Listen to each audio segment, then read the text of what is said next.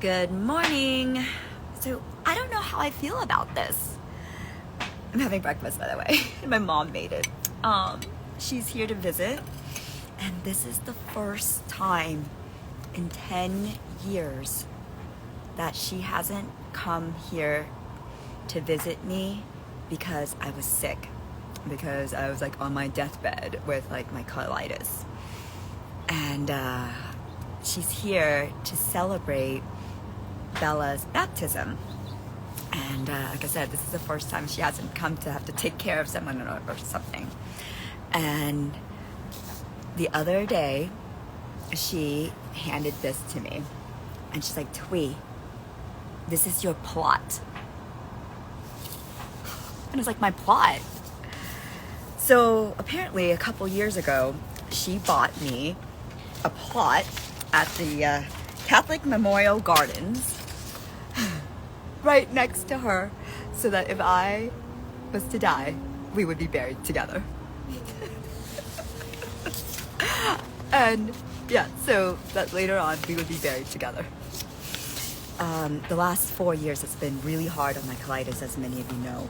And then the last 2 was like a lot of ups and downs with my healing, new diet, new medicines, and integration. And to tell you the truth, I was scared too that I was going to die, and a lot of my friends were as well, and definitely my mom. She's always been one that looks to like what I need and for her children to need, and doing it before. So like for instance, when I was 16, she's like, I need to learn, or I need to take the test to become a US citizen, because we were immigrants. And you get a citizenship through your parents naturally if it's before the age of 18. So she didn't want my brother and I to have to go through that, and I was 16.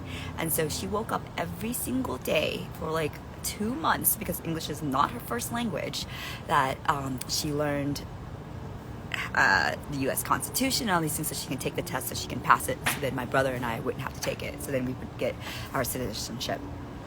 She's done that most of our lives, and I never really thought about those things until now, after having Bella as well.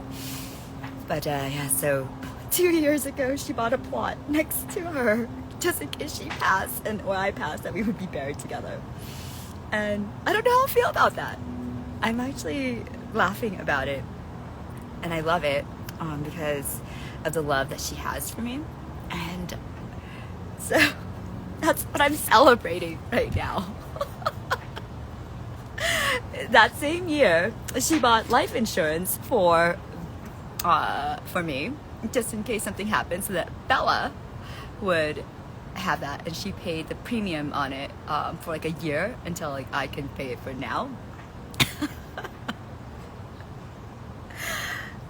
So I guess today I am just writing down all the things that I'm content about, and also to transform some of this lineage thing, because October is a spirited month, and this is a great time to heal ancestral traumas, DNA, also take away the responsibilities, and really heal this lineage line if you allow it to.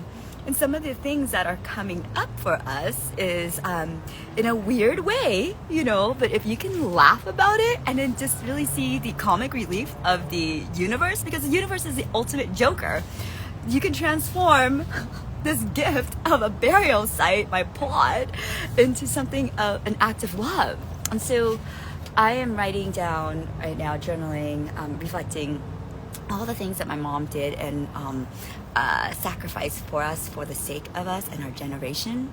And you know, our parents are only doing what they know, and a lot of things are passed down that they don't even know that they know. There's this whole test with like mice where they had the mice smell a certain smell, and like rose or something like that, or cherry blossoms. Don't quote me on it. But then afterwards they shocked them, and then they stopped after a while, but then the mice would still feel that shock, and then when they had children, the children of the mice, when they smelled the smell, they would have that trauma response to it. Yeah. So, some of the things are being passed down to you. Your parents did a lot, and you wouldn't, and your grandparents and all that, they did what they only knew at that time, and the collective energy.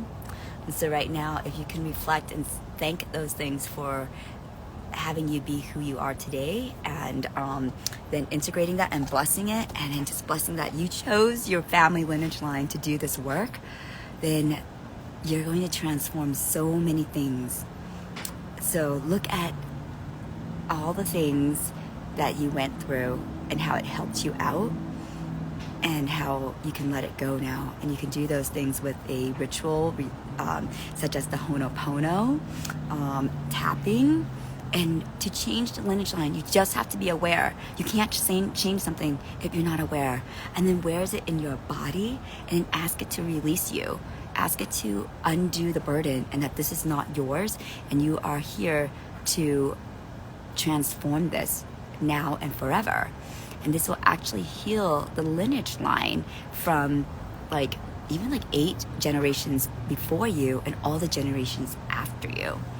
So whatever your relationship with your parents are right now, your mother or your father, but because of this universal 8-year and where we're at collectively, most likely it's your mother's lineage line. So look at it now and see where you can learn from it and grow, and what's the contract with it. And if you need me to help you, I would love to guide you through it, because it is something that if you do it with another person, it'll pull you forward. Otherwise, you're going to still be in this loop. You can be aware of it, but maybe you don't have the tools to do it. So I'm Tui Dom, mother of Isabella Grace, born on April 3rd, 1978. And I am Luminous Grace. My mission is to transform, or to bring peace to your head, heart, and home.